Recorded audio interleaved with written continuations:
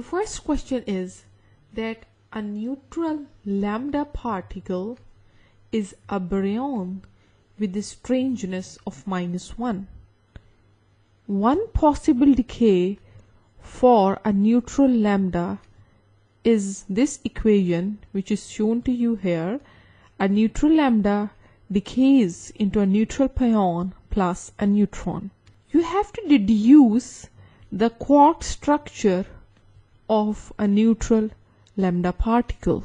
See that this neutral lambda particle is a baryon, as it is mentioned in this question here. So if it is a baryon, how many quarks does a baryon has? A baryon is composed of 3 quarks. So definitely it will have how many quarks? It will have 3 quarks. Second thing, they have told us that the strangeness of this neutral lambda particle is -1. So therefore, if it has a strangeness of -1, then it means that it must contain one strange quark.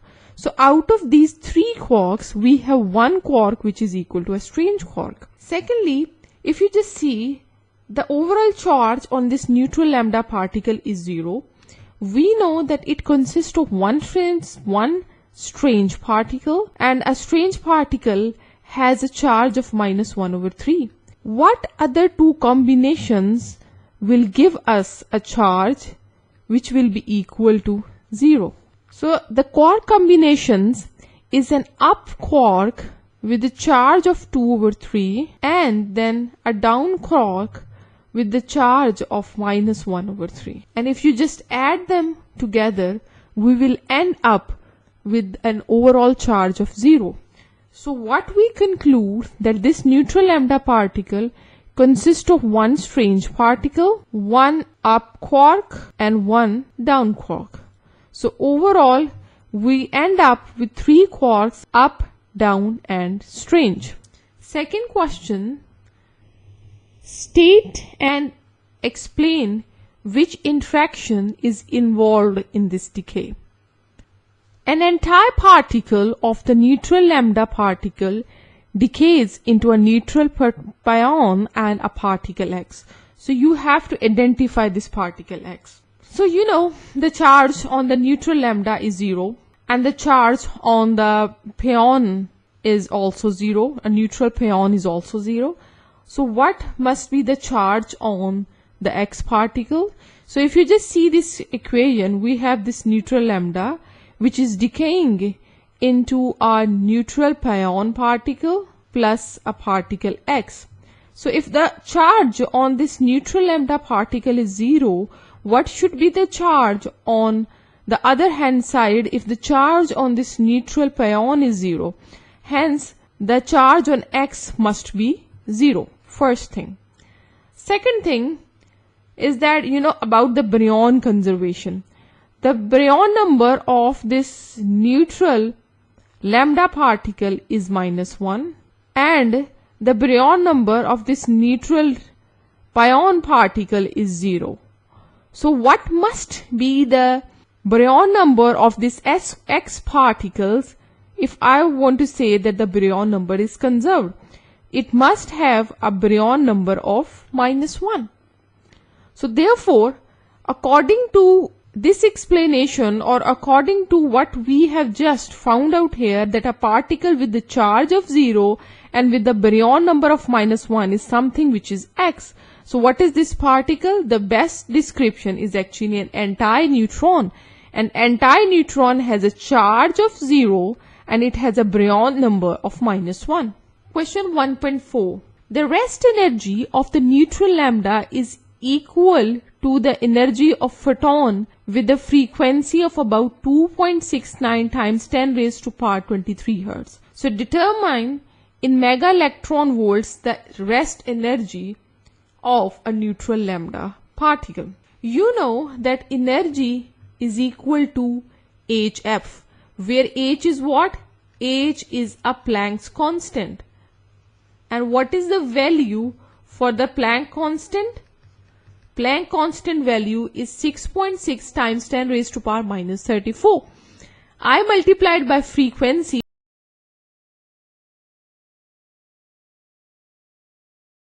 joules by 1.6 times 10 raised to power minus 13.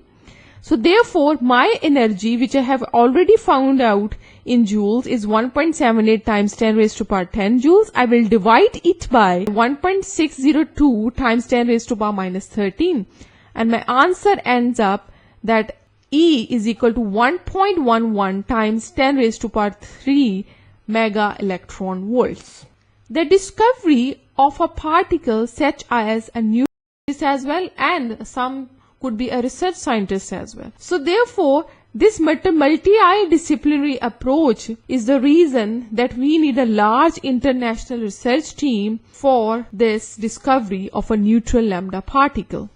In 2021, the world land speed record was 1230 kilometers per hour. This was the average speed achieved by a jet-powered car in 2 runs. Each run was measured over a distance of 1.61 kilometers. Question 2.1 is that you have to deduce the time in seconds taken for the car to complete the run. They have given us the average speed for one of these runs, which was equal to 343 meters per second. You know, they have given us the speed, which is 343, and they have also given us the distance here in the question, which is equal to 1.61 kilometers. And if I will convert this distance to meters, so it will be equal to 1.61 times 1000, so therefore it will be equal to 1610 meters. What is the formula for the time? Time is equal to distance divided by average speed. Distance is 1610 meters and I divide it by speed, which is 343. And hence my answer for the time for the run is equal to 4.69 seconds. So the time taken for the car to complete the run is approximately 4.69 seconds.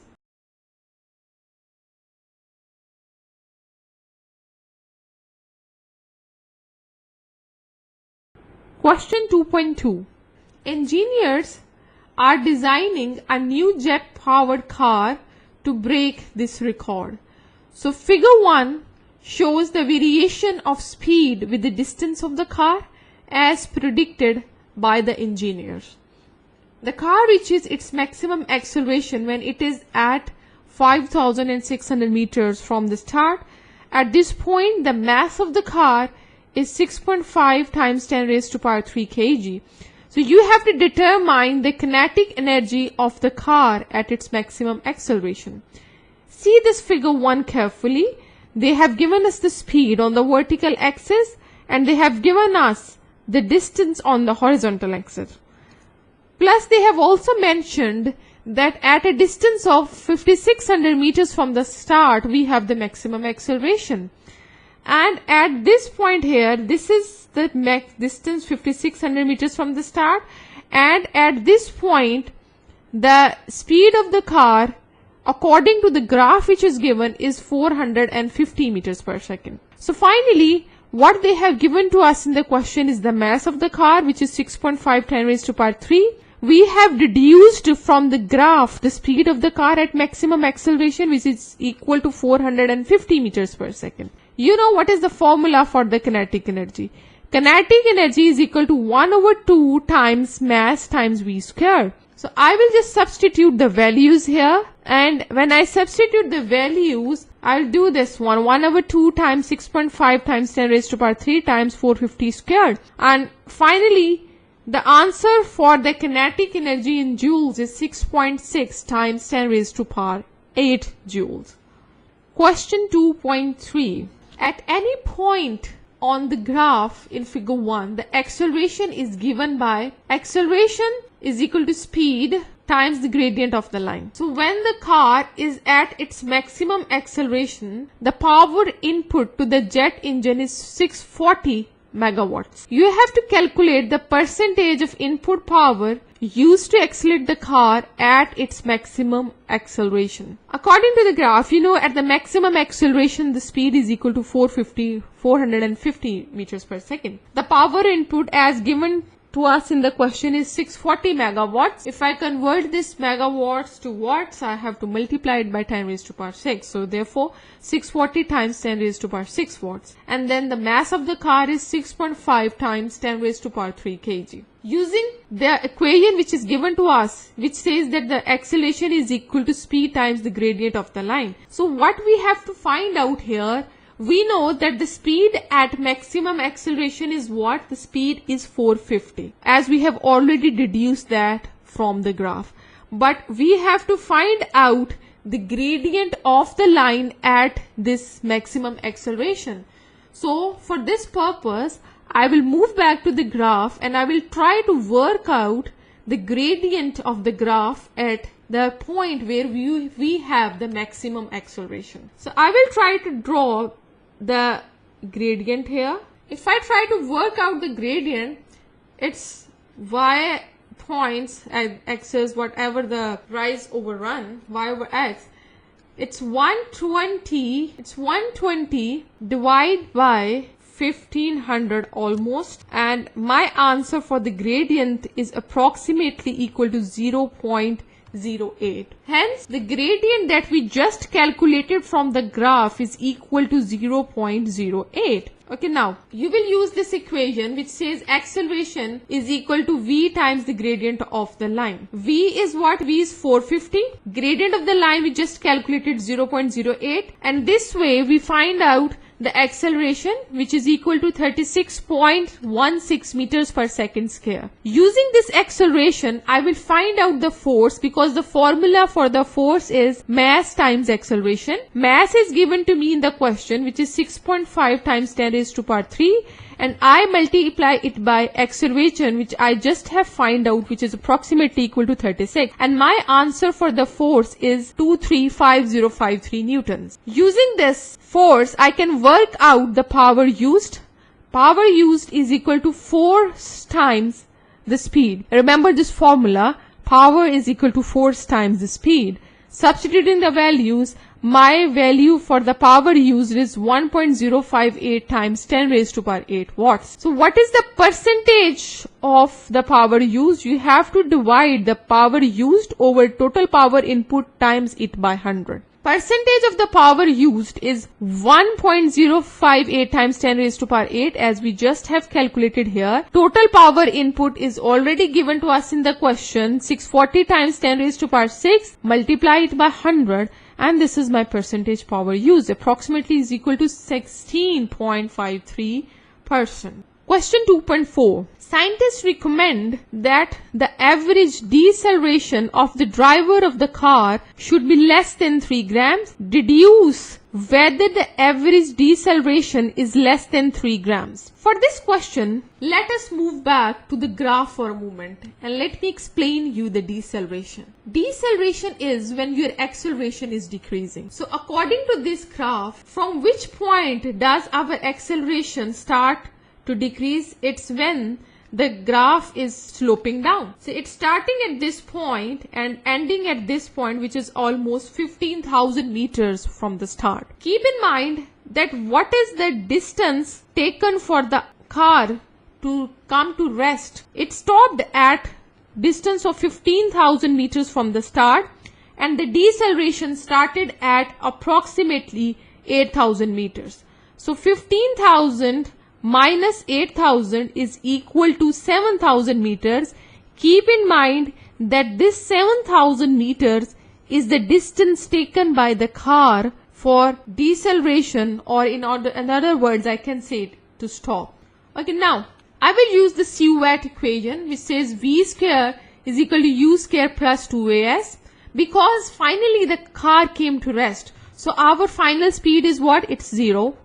Initial speed, since it started to come, or it started to decelerate at 415 meters per second.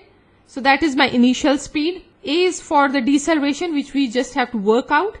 S is the stopping distance. I just told you how I have calculated it from the graph. That's equal to 7,000 meters.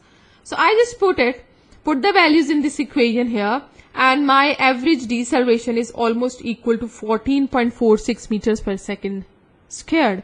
Remember, this negative sign is actually an indication that the car is actually decelerating. So my deceleration is equal to 14.46 meters per second square. If I want to compare it with 3 grams mass, what is the average acceleration by 3 grams mass? I will multiply it by 3 times the acceleration due to gravity, which is 9.8, and that's equal to 29.4 meters per second squared. Hence, this 29.4 meters per second squared is far more than the average deceleration by this car. So I can say that the average deceleration of the car is indeed less than that of the 3 grams. So therefore, the recommendation by the scientist is satisfied. Question 3.1. In figure 2, the cell has EMF E and internal resistance R. The current in the circuit is I, and there is a potential difference which is flowing across R1, that is V1, and potential difference across R2 is V2. So you have to explain how does the law of conservation of energy applies in this circuit. So first of all, let us understand what does it mean by the law of conservation of energy. Law of conservation of energy states that energy cannot be created or destroyed. Hence, we can say the energy or the EMF which is supplied by this battery is either used up in this circuit through the resistance R1 and R2 or in any other form. In this circuit here, we have this battery with an EMF E. So remember, a battery with the EMF E must have some sort of an internal resistance, which we represent it by small r. And you know how to find out this internal resistance? You know what is the value for V? You know V is equal to IR. So if I want to see that how much voltage flows across this internal resistance R, I will use this formula V is equal to IR. So this is my voltage which is supplied across the battery's internal resistance. Plus there is a voltage which is flowing across the resistance R1, and there is a voltage which is flowing across the resistance R2. If we just add up all these voltages together, V1 plus V2 plus IR, we will come up with the total energy supplied by the battery. Hence, we can say here that the energy gained by 1 coulomb of charge from the cell's EMF is exactly equal to the sum of energy lost due to the internal resistance and the energy used in the external resistors. And you know what are the external resistors? We have two external resistors, R1 and R2, and the voltage which is flowing across R1 is V1 and the one which is flowing across R2 is V2. Figure 3 shows a variable resistor that is made with a thin conducting layer on an insulating base. The conducting layer has a constant width and thickness, and it has the connections at these are the two ends A and B. C is a sliding contact that can move along the surface of the conducting layer between A and B. So this is a sliding contact here, and it is moving within these two ends A and B. So there is figure 4 again, which shows you a circuit. This circuit has the variable resistors that is shown to you on figure 3, plus we know that the battery's EMF is 3 volts and we have an internal resistance that is equal to small r. The resistance of the conducting layer is given to us, which is equal to 125 ohms. So the question for us is that they are saying that the sliding contact C is moved to the end B of the variable resistor. The switch is closed. The digital voltmeter reading is 2.89. You have to show that R, which is equal to internal resistance, is approximately equal to 4.8 ohms. You know the EMF of the battery is 3 volts. The resistance of the variable resistor from point A to B is almost equal to 125 ohms. The voltmeter reading is approximately equal to 2.89 volts. So you know this formula where we say that I is equal to EMF over capital R, which is equal to the external resistance, and R is equal to the small that is the internal resistance. So V is equal to IR. If I substitute this value of V is equal to IR, that means if I just substitute this value here for the I in this equation here, I will come up with the final equation which is equal to V equal to EMF times resistance, which is external resistance, over R plus R. Hence, after just putting the values, I came to know that my internal resistance is approximately equal to 4.76 ohms, and that is equal to or very much closer to 4.8 ohms, and hence it is shown to us here. Question 3.4. There is a figure 5 and that shows you a variable resistor similar to the one shown in figure 3, but now there are some manufacturing faults. So what are the manufacturing faults? Number 1. At P, the conducting layer changes in thickness so that AP is thinner than PB. So if you just see this figure 5 here, from A to point P, we have a thin layer, and from P, the layer is much thicker than the point A to P. At Q, there is a scratch into the surface of the conducting layer and across its full width. So at this point here, we have a scratch, so that means suddenly there is a small decrease in the thickness. From R to B, the conducting connector is layered over the conducting layer. So the width of the conducting layer is constant.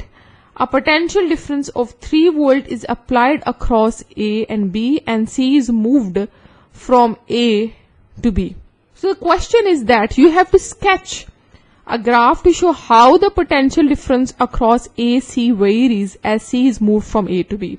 So for this question here, remember, from A to point P, the width is constant and there is no change in the width or thickness of this conducting layer. So therefore, the potential difference from point A till point B is a constant gradient line. From point A to point B, you have a constant increasing voltage, so therefore we will have a constant gradient. From P to Q, remember, I'm going back to the figure. What has happened from point P to Q here? From P to Q, the thickness has increased. So hence what will happen to the voltage? Remember, from P to Q, when the thickness increases, there is a decrease of resistance. So thickness increases and there is a decrease of resistance. How are resistance and voltage related to each other? Remember this formula, V is equal to IR. So according to this formula, can I say that if you decrease the resistance, you decrease the voltage as well? If the resistance is decreasing, then voltage will also decrease. Hence, our graph will also be a voltage that is increasing less than our previous voltage, because now the voltage has decreased a little bit. At point Q here, there is a short scratch. Here, if I'm going back to the figure F5, at Q there is a small scratch. So that means there is again there is a decrease in thickness. So if there is a decrease in thickness, it's just the vice versa what we have done just right now.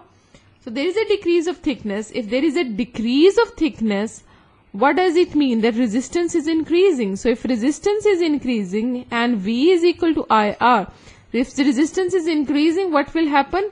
Voltage will also increase. So there is a sharp increase at point Q for the voltage. So hence you will see that the gradient here is very steep. After that, from point Q to R, you have again the same value for the thickness. So we will have a constant gradient value for the voltage. That will be definitely a little bit lower than the point Q, but it will be having a constant gradient. From R to B, you will draw a straight line, because at that point there is a connector there. So at the connector, it will just take all the voltage that is there. So 3 volt of voltage will be flowing when there is a connector. The poroprisms are used by oculars to reverse the path of light. The prisms in the shape of the right angle isosceles triangle. There is a figure 7 and it shows you a ray of light at normal incidence on the longest side passing through a glass prism. The critical angle for the light in the prism is approximately equal to 41.5. So they are asking us that you have to show that the glass used to make the prism has a refractive index of 1.5. It's very easy to do this question. You just need to remember this formula. The critical angle is the angle of incidence above which total internal reflection occurs. Why? Because light is passing from a medium with a high refractive index with the medium to a low refractive index. So remember this formula, sine of the critical angle is equal to 1 over n. They have already given to us in the question, which is equal to 41.5. So since there is total internal reflection in this diagram here, I will put this critical angle, that is sine 41.5, and that is equal to 1 over refractive index. And I will just rearrange this value to find the value of n, and my value for n is equal to 1.51. Hence, this is shown that the refractive index of the glass is equal to 1.51. Question 4.2. They are asking us to explain why the ray emerges parallel to the incident ray. Now, the ray is emerging parallel to the incident ray if you see the specific geometry and the properties of the prism. Remember, first of all, let me explain you the things. There is the first thing, that is the incident ray. The ray of light that enters the prism and the angle from that ray to the normal is called the incident ray. And since it enters perpendicularly, there is no refraction at this surface. Remember first thing. Second thing is that there is first internal reflection. Why? Because it travels inside this prism and it strikes one of the shorter side at an angle of 95 degrees. Because as they have mentioned that this is an isosceles triangle. So isosceles triangle means it has two equal sides. So 45, 45 and there is a 90. So the angle of incidence must be greater than the critical angle. If the critical angle is 41.5, we know that reflects at 45 degrees. And similarly, again, the ray strikes at the other shorter side at 45 degrees and there is again a total internal reflection. And after all this, the ray exits the prism through the longest side and which is parallel to the incident ray because it is striking the surface with the same angle as it struck without any sort of refraction. Let me explain you this thing here. See this figure 7. You will see this is how a perpendicular ray entered the prism, then it struck here making an angle of 45 and then again it made an reflected back and then again reflected from this point, so angle of 45 here and also an angle of 45 here. So somehow this is how the ray of light will travel within the prism. Figure 8 shows you a ray of light entering the prism at an angle of theta and reflecting off one of the shorter sides. Theta is the largest angle of incidence for which all of the light leaves through the longest side. So draw on the figure 8 the path of ray of light as it continues inside the prism. So read this question again. Theta is the largest angle of incidence for which all the light leaves through the longest side. So that means still at angle theta you are having a total internal reflection. So anyhow, we will have a total internal reflections at the two shorter sides. We will just draw a reflected ray here which is emerging through the longest range is this one. So remember, if you just draw the ray of emergent light anywhere from here, your answer will be acceptable. For tutoring and resources, log on to www.physicsonlinetuition.com.